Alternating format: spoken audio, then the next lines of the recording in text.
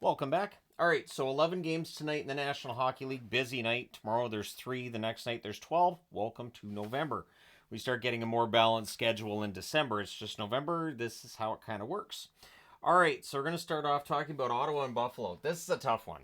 Ottawa, this is the kind of game you can't have. This is the kind of game that shows that maybe some of the progress they showed early in the season, it's just, the road record's an issue. So it's Olmark versus Luukkonen. Thompson's denied from the slot. Hamonic prevents a goal from Thompson on another chance. Things are pushed on a hold by UPL. The shots are 3 apiece at 4.5 minutes. The Sabres press at 5.5 minutes. Tkachuk then had a fight with Greenway. Sabres come out of that with a power play, and they score on it. It is Peterka from Zucker at 6:37. The Sens look to respond. There's a power play for Ottawa. That's killed off. The teams exchange rushes. Sabres press with 8.5 minutes left, but in the end of that period, it was the UPL show for the most part, and Ottawa's behind 1-0 after one. Second period, 17 seconds in, Byram scores from McLeod and Dahlin. So this was an issue we'd see again in the third. Ottawa not really starting on time. Sens then get a power play. That was killed off. Lafferty's robbed out of the box. We get 2 minutes of 4-on-4. Tuck has a net drive that saved. There's a shoulder save on Dahlin. The shots are 6 apiece at 7 minutes, and at 7:31, Ottawa gets on the board. It's Ridley Gregg jamming in a rebound from Stützle and Tkachuk, and then they celebrate with punching. That's how it goes. Norris then has a shot that's kicked aside. We get a power play for Buffalo. That's killed off. The shots are 11-10 for Ottawa with 5 minutes left. The Sens press with 4.5 minutes left, and then there's more pressure by the Sabres with 3 minutes left, but it's 2-1 after 2. And then the Sabres blow it open. Byram scores from Greenway and McLeod at 21 seconds. And then 16 seconds later, Thompson scores from Tuck and Peterka. So 37 seconds in, there's 2 goals for Buffalo, which threw me off. So that one's buried in close, the Thompson one. There's a goalie interference challenge. Nope. So the Sabres have the power play. The Sens do kill that off. There's only one shot during it, but the shots are 7-0 Buffalo 4 minutes in. Stützle has a sharp angle shot that's held. And then Peterka on a power play scores from Thompson and Dahlin at 12:08. It's a cross-ice pass and buried. Sabres press for another with 5:52 left. The Sens get a power play. That's killed off. Your final score is 5-1 for Buffalo. They go to 5-7-1 with the win. Ottawa drops to 6-6. And again, this one hurts. You got to have a win over a team that's been struggling like Buffalo. These are the ones that come back to haunt you. And again, their road record's not great. 3 stars in this one: Byram, Luukkonen, and Peterka. Shots on net, 13-10 Ottawa in the first, 13-12 Buffalo in the second, 13-11 Ottawa in the third. Final shots 38-34 for the Sens. Power plays Ottawa 0 for 3, Buffalo 2 for 4. The hits 37-35 Buffalo. Olmark saves 29 out of 34, and Luukkonen saves 37 out of 38. All right, next up, Boston and Toronto. So Swayman versus Stolarz. Anybody wants to blame this on Swayman? The only way you can blame it on Swayman is if you expect him to score goals as a forward. Early press by the Bruins. There's too many Leafs on the ice, so the Bruins get a power play. Pastrnak has a shot that stings Stolarz up high. He doesn't wear the throat protector, and it caught him where that would have protected. Then we get a minute and 23 seconds of 4-on-4. Everything gets killed off there. Their shots are 3-2 for the Leafs at 6 minutes. There's a near miss for Nyes in close. The Leafs press 9 minutes into the period. Peak looked like he was boarded by Pacioretty. They initially gave it 5 minutes, and then the review drops it all together. It was a heavy hit, sure. Peak did leave, but it was deemed to be a clean hit. Leafs draw a power play. That's killed off with 3:19 left. The Bruins get a power play. That's killed off as well. And the Leafs press after that power play is done. So it's 0-0 after the first. Second period, we get a power play for Boston. That's killed off. The Leafs press at 5.5 minutes. Nyes fires one wide from in close. Things are pushy on a hold by Swayman. The shots are 4-3 for the Leafs, 7.5 minutes in. We then get a power play for Toronto, and they score on it. This is where the penalty kill of Boston just fell apart. Riley scores from Marner and Nyes at 8:44. The Bruins look to respond. However, the Leafs go back to the power play, and they score on it. It is Nylander from a sharp angle, and he banks it in off Carlo's skate. Marner and Riley with the assists at 9:58. The Leafs go back to the power play again. That one's killed off, just the one shot on net. Then we get a power play for Boston. Very, very special teams heavy game, this one. That power play for Boston's killed off, and then with a minute left, Boston has another power play. So it's 2-0 Toronto after 2. In the third period, it becomes 17 seconds of 4-on-4 as Boston takes a penalty to pull themselves off the power play. They then kill the power play for Toronto on the other end, so everything's killed off there. But the shots are 3-0 Toronto at 4.5 minutes. Bruins go back to the power play, because why not? That's killed off as well. Bruins press with 7.5 minutes left. We get a power play for Toronto, and they scored on it. Nice. Bounces one over Swayman's pad. Nylander and Riley with the assist at 14-13. It's 3-0. So it's an early goalie pull because Boston's down 3, and Lorentz hits the empty net from Tanev at 15-38 to make your final score 4-0. Thus the Tony the Tiger Magnet. Toronto 7-5-2 with the victory. Boston 6-7-1. They're back to below 500. 3 stars are Stolarz, Marner, and Riley. Shots on net, 7 apiece in the first, 12-11 Boston in the second, 10-9 Boston in the third. Final shots, 29-27 Boston. Power plays, Boston 0 for 6, Toronto 3 for 7. The hits, 32-19 for Boston. Swayman, 23 saves on 26 shots. No goal support because Stolarz was excellent. 27 saves on 27 shots. And so for Toronto, they're having a pretty good week. All right, next up, Calgary and Montreal. And it looked like Montreal was going to steal one, and then Calgary ekes this one out. So it's Wolf versus Montembeault. There's an early press by Calgary. Some pretty big hits by Montreal early in this one as well. We get a power play for Montreal. Slavkovsky's robbed. That power play is killed off. The shots are actually 4-2 Calgary, 6.5 minutes in. New hooks denied. Wolf holds there. The Habs press at 9.5 minutes. There's momentum for the Habs. Wolf was pretty good at this stage. The Habs go back to the power play. That's killed off. The Flames press. They're kept to the outside. It is a scoreless tie after the first. Second period, there's an early press by Calgary. Eventually, they score. Zary buries a rebound from the slot. Kadri and Miramanov with the assists at 4 minutes and 20 seconds to give Calgary a 1-0 lead. Flames press for another. We get a press by Calgary at 7.5 minutes. In fact, the shots are 7-2 in favor of the Flames 9 minutes in. Habs press with 8 minutes left. We then get a power play for Montreal, and they score on it. Gallagher buries a rebound and buries one in close late in that penalty. Armia and Kapanen with the assists at 16-23. Ties the game at 1. The Flames would press to respond. It remains 1-1 after the second period. Third period, the Flames press 5 minutes in. We get a power play for Calgary. That leads to a shorthanded goal for Montreal and their first lead of the game. Armia gets that shorthanded goal from Jake Evans at 5:56. And then most importantly, the Habs finish off the kill. Caulfield's denied on a fast break. The Habs press at 9.5 minutes. The Flames then press with 9.5 minutes left. The Habs score, but it's deemed to be offside. So a challenge works, and so that does not count. Flames press again. The shots are 7-3 Calgary with 4.5 minutes left. And at 17-14, Coronado ties the game. He scores from Coleman. Backlund then has a slot shot that's held as now Calgary's looking for the lead. Newhook has a near miss late. We go to overtime. Overtime did not last long. 7 seconds in, Coronado just scores. He wires it on zone entry, and Calgary comes out of Montreal with a 3-2 overtime victory. Calgary goes to 7-5-1 with the win. With the overtime loss, Montreal 4-7-2. 3 stars, Coronado, Coleman, and Armia. Shots on net, 15-10 Montreal in the first, 13-5 Calgary in the second, 12-3 Calgary in the third, and they had the only shot of the overtime because they won it in 7 seconds. Final shots are 36-23 for Calgary. Power plays, the Flames 0 for 1. Montreal 1 for 3. The hits 29-25 Calgary. Wolf saved 21 out of 23.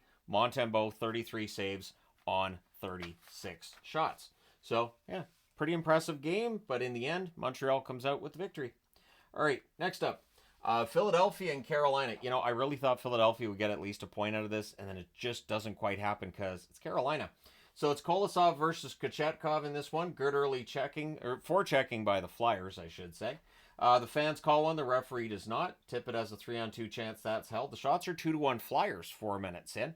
Power play for Philly, that becomes 1 minute and 8 seconds of 5-on-3. That's just too much 5-on-3 time.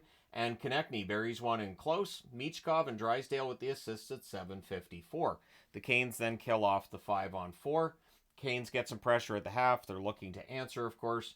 Konechny has a shot that's blocked. The Canes rush the other way. The shots are 6-3 for the Flyers with 7 minutes left, but the Canes get on the board. At 14:25, it's Jackson Blake burying one in close on a net feed. Drury and Orlov with the assists on that. So it's 1-1 at that stage.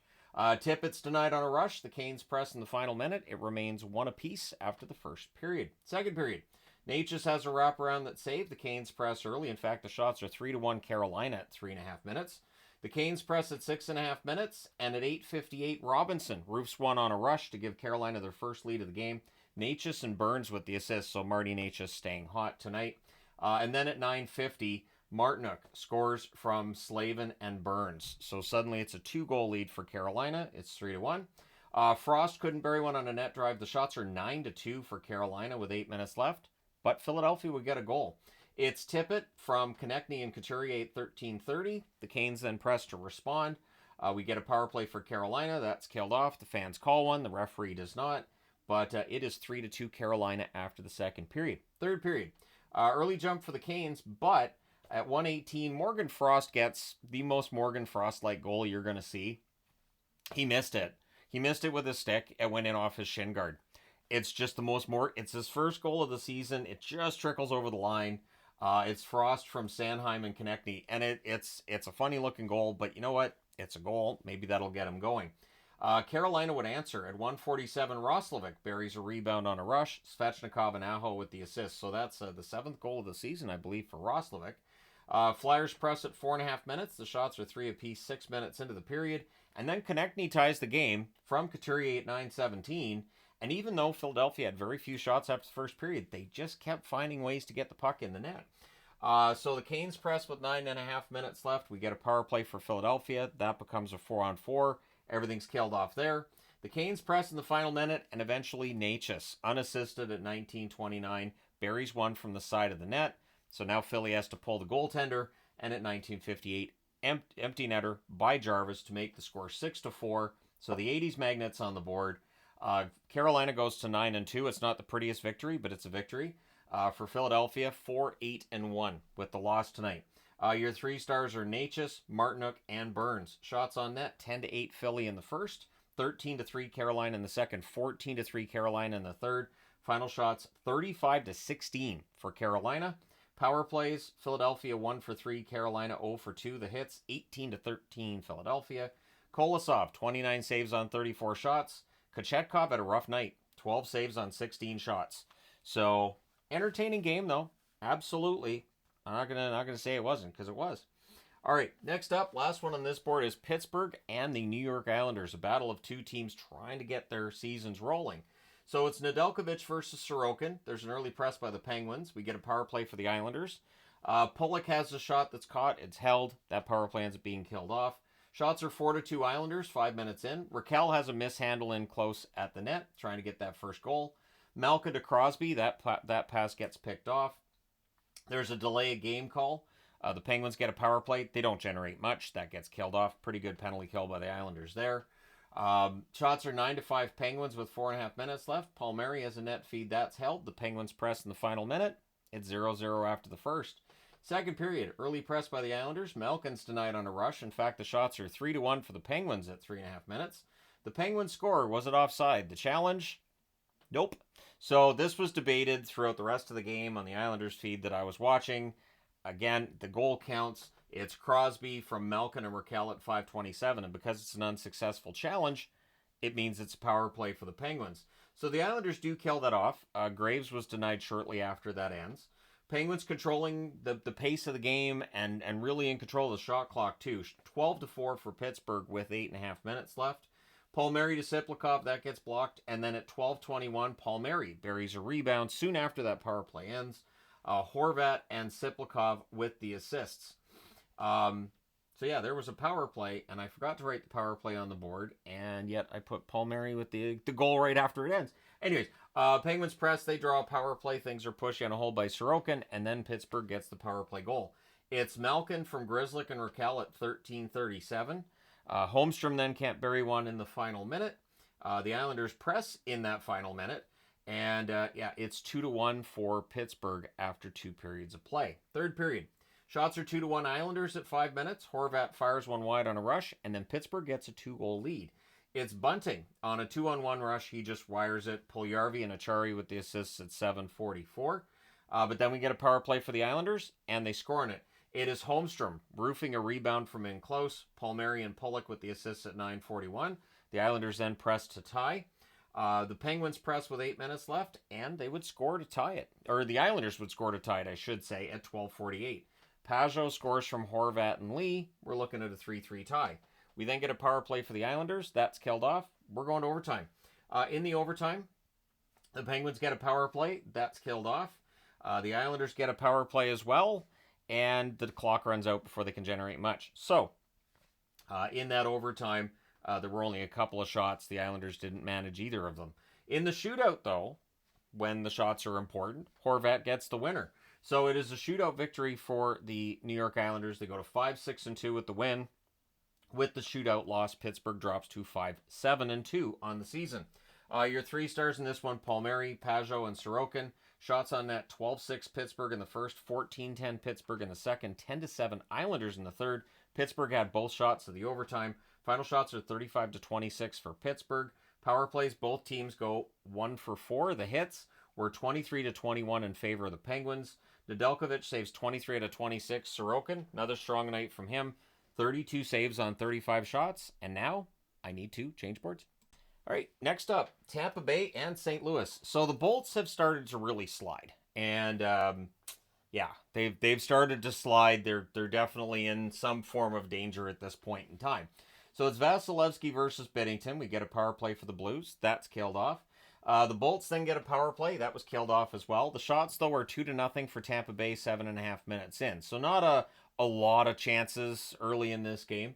9 minutes in, the Blues still don't have a shot. The Blues go to the power play with 9.5 minutes left. They do get shots out of that. Bolts then go back to the power play. That's killed off. Tampa Bay presses after it's done, but they're kept to the outside. And then the game stops. So there's friendly fire on a high stick. So they're calling a 4-minute penalty.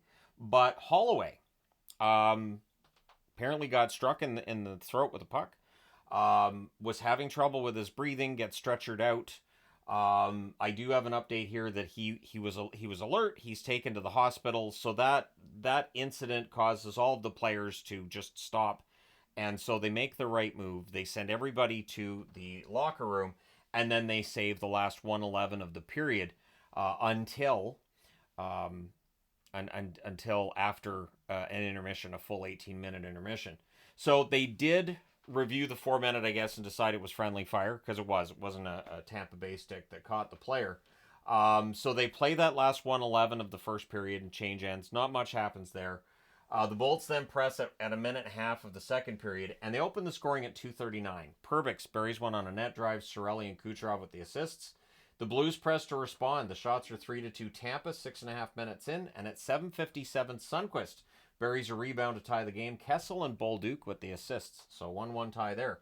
Bolts press at 9 minutes. This is right around where I saw that Holloway was alert taken to the hospital. I saw that on a social feed, and so I made sure that got on the board. Bolts press with 4.5 minutes left, but at 18:25, on a nice pass from behind the net, Toropchenko buries one. Foxa with that assist. Blues press for another. They're up 2-1 after the second period, and they got some momentum. Third period, though, there's an early jump for Tampa. We get a power play for the Bolts. That's killed off. The shots are 3-2 for Tampa at 8 minutes, but St. Louis gets a goal. Kyrou makes it 3-1. He scores from Shen and Saad at 8:51. The Bolts press with 9.5 minutes left, and they would eventually get one. Hedman from Kucherov at 11:43. The Blues would press to respond. The Bolts press with 3 minutes left. They would pull the goalie, of course. They had some chances 6-on-5, but the Blues hang on. They win this one 3-2. With that win, St. Louis is 7-6. Tampa Bay with the loss is also 7-6. 3 stars in this one: Kyrou, Binnington, and Kucherov. Your shots on net: 9-3 Tampa in the first, 12-6 St. Louis in the second. Both teams had 8 shots in the third. Final shots: both teams had 24. Power plays: Tampa Bay 0-3, St. Louis 0-1. The hits: 24-12 St. Louis. Vasilevsky 20 saves on 23 shots. And Binnington 21 saves on 23 shots. And it feels like with Tampa, we're seeing a team go from being a Stanley Cup contender every year to being a team that's good. And maybe that's what we're going to see with Tampa Bay. Maybe they're going to be good, maybe a wild card. It's that fall from grace you see with every team that wins, championships like they did. So maybe that's what we're seeing with Tampa. Next up, LA and Minnesota. The surprise of the night. I thought about using the Shock Llama. Didn't do so. Riddick versus Gustafson. Early press by the Wild. The shots are 2-0 Minnesota. 4 minutes in. The Kings press at 6.5 minutes. Rossi has a rush chance. That's defended. The shots are 7-1 Minnesota at 8 minutes. Laferriere has a net feed. That's blocked. The Kings were stuck on one shot for a while. With 1:55 left, the Wild get a power play. So that runs to the end of the first period. And it was a period that was dominated by Minnesota. They just couldn't get a goal. So it's 0-0 after the first. Second period, there's a post for Kopitar early on. We get a power play for Minnesota. Spurgeon's denied on a rush. The Kings kill off that power play. Shots are 2 apiece at 7 minutes. And at 7:31, Bogosian scores to open the scoring for Minnesota. Goudreau and Hartman with the assists. In fact, 30 minutes into this game, halfway through, LA has 5 shots. 5 shots for the Kings. That's it. We get a power play for the Wild. That's killed off. And then at 14:30, the Kings tie it. Fogle shovels in a rebound in close. Laferriere and Byfield with the assists. And then with 2:22 left, the Kings get a power play, and they score on it to get the lead. It's Fiala from Laferriere and Kopitar at 18:55. It's 2-1 LA after 2 periods. Third period, Kaprizov returned in the third. He had left in the first period. Believe he got struck in the face, but he came back and played the third period. Shots are 3-0 for the Kings at 2 minutes. We get a power play for the Wild.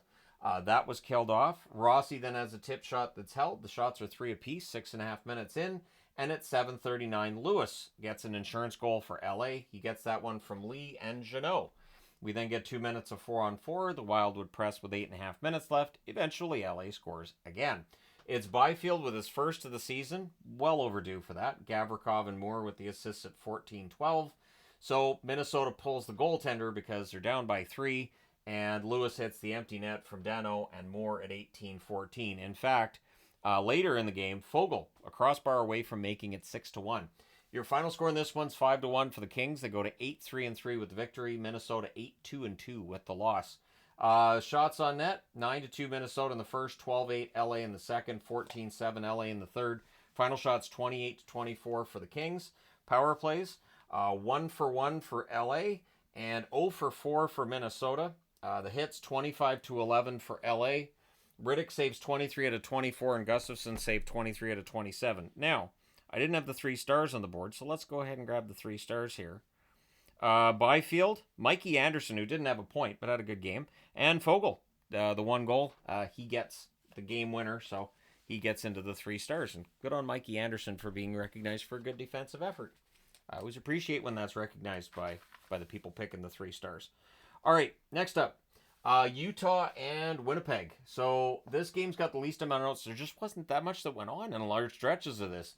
I think what we saw tonight was Winnipeg can win various kinds of games. It's very similar to like Florida. Whatever style of game you play against Florida, they adapt and they can beat you with it. And tonight, Winnipeg kind of showed that. So Vejmelka versus Hellebuck in this one, the shots are 2-0 Winnipeg, 2.5 minutes in. Ehlers has a slot shot that's held. There's a near miss for Perfetti as the Jets get some pressure. We get a power play for Utah. That's killed off. There's a near miss for Scheifele. His next opportunity is saved. The Jets press with 9.5 minutes left. In fact, the shots are 8-3 Winnipeg with 8.5 minutes left. Utah presses with 6.5 minutes left. And they had zone time. They weren't getting that much at the net. There wasn't that many dangerous opportunities at Hellebuck. It's 0-0 after 1. Second period, we get a power play for Utah. Then we get 24 seconds of 4-on-4 that follows that.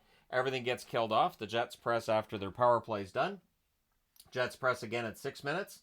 The shots are 3 apiece at 7.5 minutes. Utah presses at the half. We get a power play for Utah. Things are pushy on a hold by Hellebuck. That power play's killed off. And then with 3:58 left, the Jets draw a power play, and they score on it. It was a good cycle that leads to this. Gabriel Velarde with the goal from Morrissey and Scheifele at 17:57. Utah then presses to respond.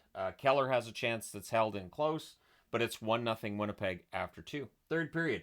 Krause has a net drive that's held. The shots are 2-1 for Utah at 5 minutes. The Jets press at 6 minutes, and then Nino Niederreiter, who I believe is playing his 900th game tonight, he scores from Appleton and Lowry at 7 minutes and 30 seconds. We then get a power play for Utah. That's killed off. Utah gets some pressure after it ends. Eventually, they pull the goalie because they're down by 2, and Niederreiter scores from Lowry and Sandberg at 17:01. Winnipeg wins this 3-0. They're 12-1 on the season. Winnipeg already has 24 points this year. Utah 5-5-3 with the regulation loss. Your 3 stars in this: Niederreiter, Hellebuck. I almost combine Niederreiter and Hellebuck there, which would have saved time, right?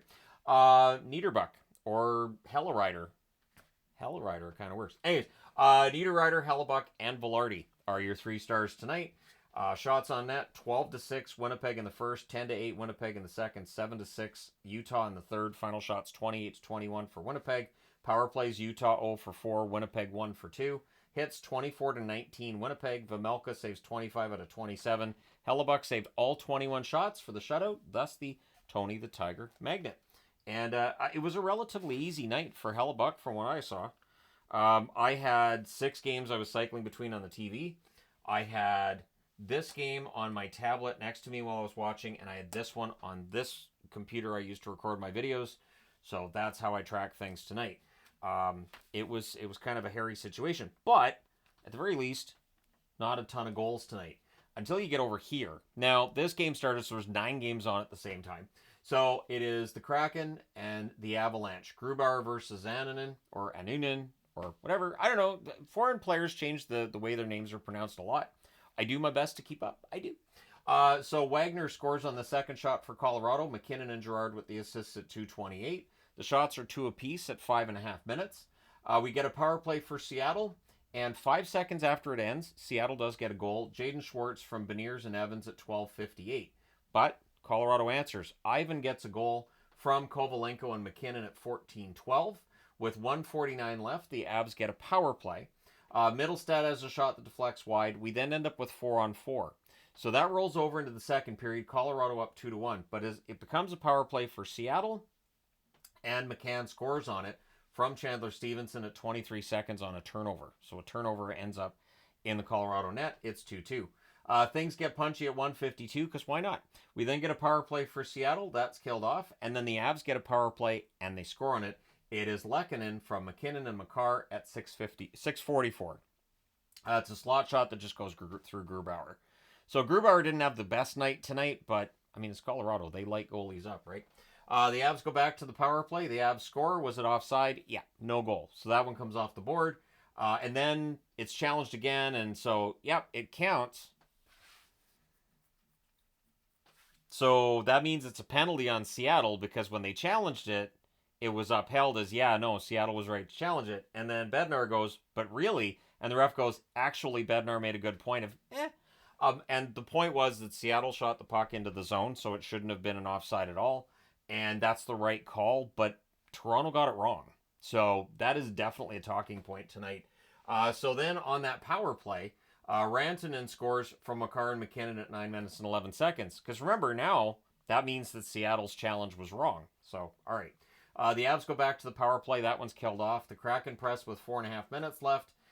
It is 4-2 in favor of Colorado after the second period. Third period, early press by Colorado. There's no shots on net 2.5 minutes in, which is perfectly fine for the Avs, right? They're up. They don't care.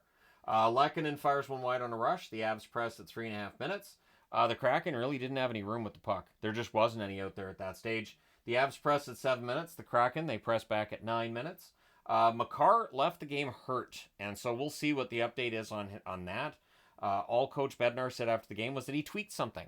So, day to day, week to week, is it something that's already an existing issue? Like half the time it's, oh, well, he's been dealing with something and that just tweaked it. I don't know. Montour fires one wide as the Kraken press with 4:14 left. They pull the goalie, and Seattle scores 6-on-5. It is Montour from McCann at 17:31. He goes top corner. They pull the goalie again. Now they're only down 1, but Rantanen ends the comeback hopes from Lehkonen and McKinnon at 17:54. Things get punchy with 1:53 left. The Avs come out of that with a power play, and they score on it just before the buzzer at 19:58. Kovalenko from Middlestad and Manson. So your final score is 6-3. Colorado is 6-7 on the season. The Kraken 5-9-1. Brutal road trip for Seattle.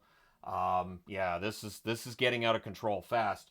3 stars are McKinnon, Rantanen, and Makar, even though he didn't finish the game. Shots on net, 13-6 Colorado in the first, 8 apiece in the second, 11-6 Colorado in the third. Final shots, 32-20 for the Avs. Power plays, Seattle 1 for 3, Colorado 3 for 5. The hits, 22-20 for Seattle. Grubauer saves 26 out of 31. Annunen wasn't that busy. 17 saves on 20 shots for Annunen. So, Yeah, that's kind of how Colorado, I think, is going to have to go with it from here. That being said, let's go ahead and change boards. All right. Vancouver and Anaheim next up. And after the game, I even sent a text to Anaheim's post-game show. So I was like, yeah, sure, why not? I've got texting to the States. So it's Lankinen versus Dostal in this one. The shots are one apiece at 2.5 minutes. We get a power play for Anaheim, and they score on it. Zellweger goes top corner past a partial screen. Terry and McTavish with the assists at 5:35. And there was a voice in the back of my head going, oh, come on. The shots are 4-2 for the Ducks at 7 minutes. Zegers has a one-timer that's blocked. It's cleared. Carlson's then denied. The rebound's cleared out. We get a power play for Vancouver. That's killed off. But then the Canucks go back to the power play. And it is Brock Besser tipping one in on a good cycle. Quinn Hughes, who had a big night. JT Miller with the other assist at 16:22. And then less than a minute later at 17:20 on a rush, Sherwood just wires it from a distance. Brandstrom and Heinen with the assist there. So Brandstrom with another point, and it's 2-1 Vancouver. With 1:18 left, though, the Ducks get another power play. So you got to watch that. It's 2-1 Vancouver after the first, but early in the second period, Vancouver kills the rest of that off. Pettersson has a slot shot that's saved, and then on a goal that's been changed 3 times. 3 times it's been changed to and from. It is Pettersson's goal the last time I looked. Hughes and Garland with the assists at 2 minutes and 20 seconds. And it is a point shot past a screen that Pettersson tips in. And that assist is really important for Hughes because of what we're going to talk about in a bit here. Canucks press for another. Soucy has a point shot that deflects out. Bluger's denied on a breakaway. The Canucks draw a power play. That's killed off. The Canucks press after it's done. Strome then has a tip shot that's held. Nice shoulder save on a Höglander rush chance. With 1:35 left, the Ducks get a power play. Gauthier has a wrister that's held. It's 3-1 Vancouver after 2. Third period, the Canucks finish the kill. Dostal then poke checks Pettersson, so nice play there by Dostal. Ducks go back to the power play. That's killed off too. Sprong has a rush chance that's saved. The shots are 5 apiece at 5.5 minutes. The Canucks draw a power play, and that's killed off. And then DeBrusk scores at 12:08 from Hughes and Besser. So I've got here 300th assist for Hughes, and then I put nope because they changed the Pettersson goal back to Hughes. And then I put yes, it was 300 because they changed it back to Pettersson. So hopefully it's still Pettersson at the time this video goes live because A, it's nice to see Pettersson get a goal, and B, it's nice to see Quinn Hughes get to 300 assists, 1 game faster than Paul Coffey. And I don't have to tell you, when Paul Coffey played, there was a lot more goals going in the net. So if Quinn Hughes had played during the 80s, who knows how many assists he'd have already at this point in his career. The Canucks go back to the power play. That's killed off. And then at 18:18, Heinen buries one in close. Sherwood and Bluger with the assists. So Danton Heinen had a good game. Sherwood had a good game. Bluger, pretty good game. And yeah, so 5-1 victory for Vancouver. They go to 6-2-3 with the win. The Ducks drop to 4-6-2 with the loss. Your 3 stars are Hughes, Besser, and Zellweger. Shots on net 8-6. Anaheim in the first, 16-6 Vancouver in the second, 15-8 Vancouver in the third. Final shots 37-22 Vancouver. Power plays Vancouver 1 for 5, Anaheim 1 for 4. The hits 17-16 Vancouver. Lankinen saves 21 out of 22. Dostal saves 32 out of 37. And I just hope Vancouver can bring this road game home. Like, they play so much better on the road than at home. It might be one of those years. And hopefully they can bring that road game home because, yeah, once they got the lead, it really wasn't much in doubt. All right, moving on. And the last game of the night was Columbus and San Jose. So it's Merzlikins versus Vanacek. Vanacek had himself a game today. Where did this Vitek Vanacek come from? I haven't seen Vanacek play this well in years. It's been years. So early Columbus power play, that's killed off. 1 shot on net. There's 2 minutes of 4-on-4. The shots are 6-1 Columbus at 6 minutes. The fans call one. The referee does not. The Sharks then draw a power play not long after. That's something that does happen. Fans call a penalty and the referee doesn't see it, or the referee doesn't think it's a penalty, and then shortly thereafter, magically a penalty happens. Well, that's killed off. With 2:36 left, Columbus gets a power play. That's killed off as well. It's 0-0 after the first. Second period. Chinikov has a rush chance that's caught and held. The Sharks press at 3.5 minutes. The shots are 5-1 Columbus 4 minutes into the period. Toffoli couldn't bury one in close, and then the next Toffoli chance is held during that same shift. The shots are evening up as the Sharks play is improving here. The Sharks score was at offside. It wasn't close. Like, just looking at the replay before Columbus challenged, I was like, oh, that's offside. Like, that's That's why he was in so easy, is because he was offside by a bit. So this is one that I think we can all agree it's a good thing to have the offside review for, because every now and then I see people going, they should just get rid of the reviews. No, because that one would be getting played constantly for a while, and rightfully so. That goal had to come off the board. Power play for the Sharks, that's killed off. Columbus presses with 6 minutes left. In fact, the shots are 14-10. Columbus with 4.5 minutes left. Monahan has a rush chance that's held with 3:15 left. The Sharks get a power play, and just after it ends, Jack Thompson gets his first NHL goal. Will Smith gets his first NHL assist on it, and Zetterlund had the other assist at 18:49. Then the Sharks press for another. So in a game that they were outplayed pretty badly to that point, all of a sudden San Jose has a lead and a little momentum. Third period, though, that momentum shifts. There's an early press by Columbus. Liljegren fires one wide. They press. I have not put Liljegren's name on the board because it still sounds wrong. This is what I was talking about. It's been Liljegren for years, and he gets to San Jose and he goes, it's Liljegren.